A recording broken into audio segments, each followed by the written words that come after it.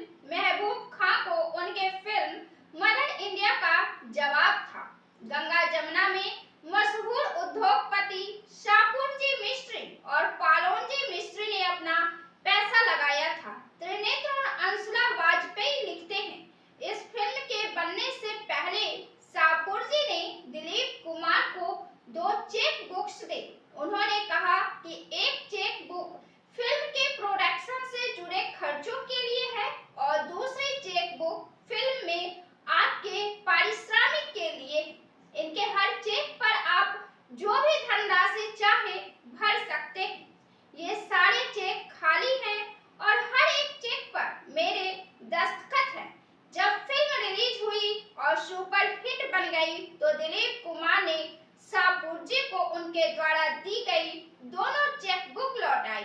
उन्होंने प्रोडक्शन कामों के लिए दी गई पहली चेकबुक से कुछ चेक ही इस्तेमाल किए थे और दूसरी चेकबुक को छुआ तक नहीं था। ये देखते ही शाहपुर जी भावुक हो गए और उन्होंने दिलीप कुमार को गले लगा लिया। गंगा जमुना के संगीत निर्देशन की जिम्मेदारी नौशाद को दी गई। उन्होंने ही दिलीप कुमार को सलाह दी कि फिल्म में वास्तविकता लाने के लिए पूरबिया में ही सारे डायलॉग बोले जाए। दिलीप इसके लिए राजी तुरंत हो गए। गंगा के रोल को करने और समझने से पहले दिलीप कुमार ने बिहार और उत्तर प्रदेश के कई इलाकों का दौरा किया। इस बोली में उन्होंने अपनी बिहारी माली और उसकी पत्नी को बोलते, झगड़ते और एक दूसरे को मनाते सुना था और तब से ये बोली उनके दिलो दिमाग में घर कर गई थी। दिलीप कुमार लिखते हैं, उस समय मुझे इतना भी पता नहीं था कि ये बोली उत्तर प्रदेश की है या फिर बिहार की, लेकिन मैं इस बोली के लिए पागल था। भावनाओं की अभिव्यक्ति की इसकी क्षमता गजब की थी। जिस तरह हमारा बिहारी माली और उसकी पत्नी आपस में बातें करते और लड़ते थे, वो बहुत दिलचस्प हुआ करता था। गंगा जमुना के रोल में मैं उस माहौल की में सांस लेना चाहता था जिसमें गंगा और जमुना बड़े हुए थे। मैं उन किसानों की तकलीफें भी दिखाना चाहता था जो तमाम तरह की मुसीबतें सहते हुए क्रूर जमींदारों के खेत जोता करते थे। गंगा की भूमिका करते हुए जो चीज मुझे सबसे आश्चर्यजनक लगती थी, मेरे लिए कहानी के भावनात्मक करंट को समझना बिल्कुल भी मुश्किल नहीं था। इसलिए एक चरित्र के रूप में गंगा मेरे लिए एक अनजान भूमिका नहीं थी। जब दिलीप ने गंगा जमुना में पूरबिया बोलने की अपनी मनसा महबूब खान और आर के आसिफ को बताई तो उन्होंने सी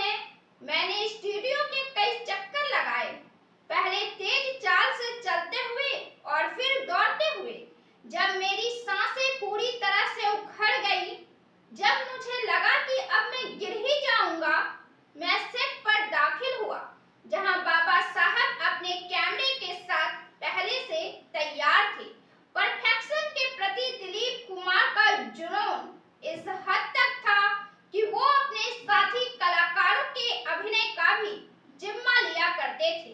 गंगा जमुना में उनकी हीरोइन बैजंती माला ने एक बार एक इंटरव्यू में कहा था, दिलीप साहब के साथ मेरी सबसे अच्छी फिल्म गंगा जमुना थी। इस फिल्म में मैंने उनकी पत्नी धन्नो का रोल किया था। उन्होंने मेरे डायलॉग अपनी आवाज में एक टेप रिकॉर्डर में रिकॉर्ड कर मुझे दिए थे, ताकि मैं समझ सकूं कि मुझे किस तरह पूरबिया डायलॉग बोलना है।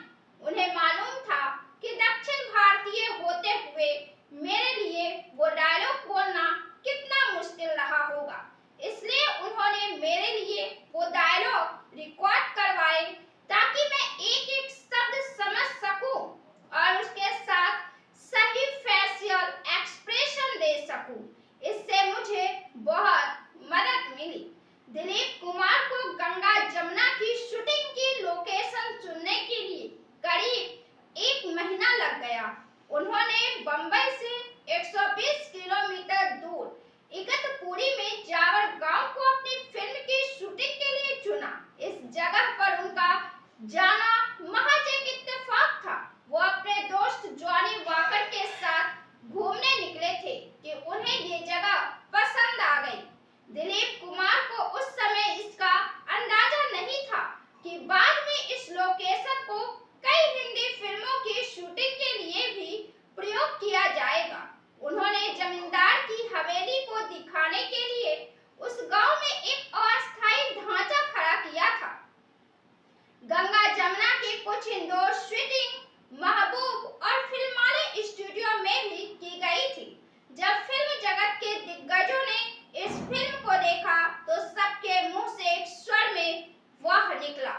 सबकी एक राय थी कि दिलीप कुमार ने एक क्लासिक फिल्म बनाई है, लेकिन फिल्म फेयर ने दिलीप के अभिनय को सर्वश्रेष्ठ अभिनय पुरस्कार के लायक नहीं समझा।